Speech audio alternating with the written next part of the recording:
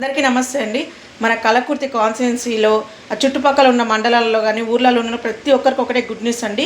మీకు ఎలాంటి సమస్య ఉన్నా, ఎట్లాంటి ఇబ్బంది ఉన్నా, భూమిది కానీ భార్యాభర్తలు ఏదైనా సరే ఓన్లీ మన వెంకటరెడ్డి గారి దగ్గరికి వెళ్ళండి. మన కలకుర్తి కాన్స్టిట్యున్సీలో వెంకటరెడ్డి గారు అనేది ఉన్నారు, లాయరు, చాలా గొప్ప మనిషి. ఎందుకు ఈ మాట చెప్తున్నానంటే మా విషయంలోనే ఆల్మోస్ట్ మీ అందరూ తెలుసు, మా కలకొండ విలేజ్ మా భూమి విషయంలో 10 సంవత్సరాల నుంచి కేవలం మన వెంకటరెడ్డి సార్ గారు ఓన్లీ 15,000కు మాత్రమే మా భూమి విషయంలో వాదించిన గొప్ప వ్యక్తి. ఓన్లీ 15,000 మాత్రమే ఫీజు తీసుకున్నాడు మా మామయ్య దగ్గర 10 సంవత్సరాల నుంచి. ఎంత గ్రేట్, ఎంత నిజాయితీపరుడు. ఇలాంటి వ్యక్తి ఎక్కడైనా దొరుకుతారా? గ్రేట్ కదా.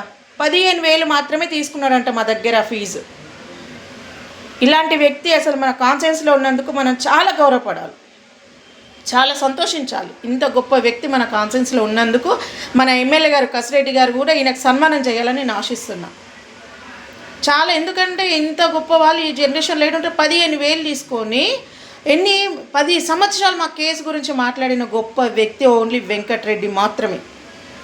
అయ్యా వెంకటరెడ్డి గారు, మరి మా మామ మా బావ తీసుకొచ్చి ఇచ్చిన 30,000 ఏమైపోయినాయి? మా మామ తీసుకొచ్చి ఇచ్చిన పైసలు ఏమైపోయినాయి?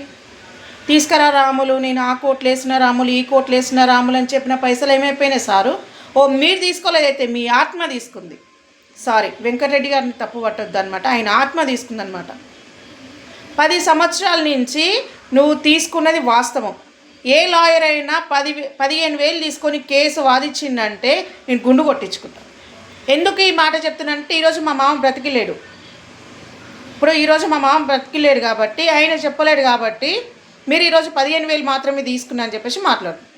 తీన్మార్ మల్లన్న టీం నుంచి నేను ఫోన్ చేపిస్తే నేను 15,000 మాత్రమే రాముల దగ్గర తీసుకున్నా, రాముల దగ్గర రూపాయి ఉండదు. మా మామయ్య అంట రోజు కూలి చేసుకొని బ్రతికేటోడంట, పాపం ఆయన కరువు పనికి పోయి తీసుకొచ్చి ఇచ్చిండంట 15,000.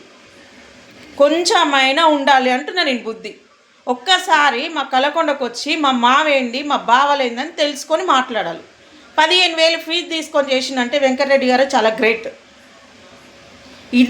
ఇదే కేసు 10 సంవత్సరాల కింద, 2 సంవత్సరాల కింద, 3 సంవత్సరాల కింద నా వల్ల కాదని ఇచ్చేది ఉంటుంది.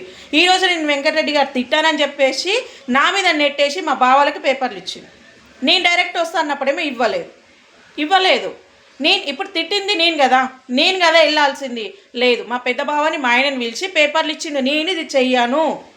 ఈరోజు నీ మనోభావాలు దెబ్బతిన్నాయి కాబట్టి నువ్వు రిటర్న్ ఇచ్చినవే. మరి నీ వల్లనే కదా ఈరోజు మా మామయ్య చనిపోయింది.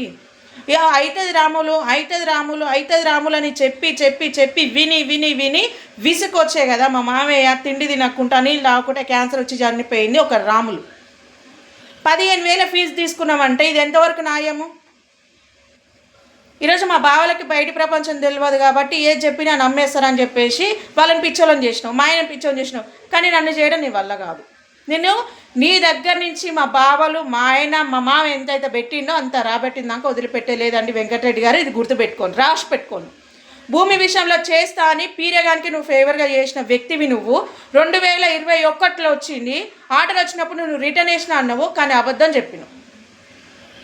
తేలిక అనుకుంటున్నావేమో ఏదో. ఇప్పుడు నన్ను కాకుండా నేను ఇప్పుడు చెప్తున్నా కదా, ఇప్పుడు ఎర్రాళ్ళకి సంబంధించిన కోడల్ని నాకు కూడా హక్కు ఉంటుంది. ఎంతసేపు నా సైజులకు ఫోన్ చేస్తా, నేను వెంకటేకి ఫోన్ చేస్తా, యాదే వాళ్ళకి కాదు నాకు కూడా చేయాలి.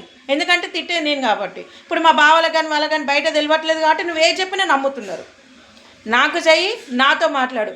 మా బావలు వదిలిపెట్టినా కానీ ఎవరు వదిలిపెట్టినా వెంకటరెడ్డి గారు రాసి పెట్టుకొని నేనైతే వదిలిపెట్టాను. మా మామ కష్టపడి సంపాదించిన భూమి, అందులో నువ్వు సగానికి సగం ఆయన కష్ట జీతము. ఇప్పుడు 3 కొడుకులతో పాటు 4వ కొడుకుగా నువ్వు తిన్నావు. 15,000 ఫీజు తీసుకున్నట్టయితే నీ పిల్లల మీద ఒట్టాయి మేము వదిలేస్తాం. ఇంకా 15,000కి ఇంకా 15,000 ఇస్తాం.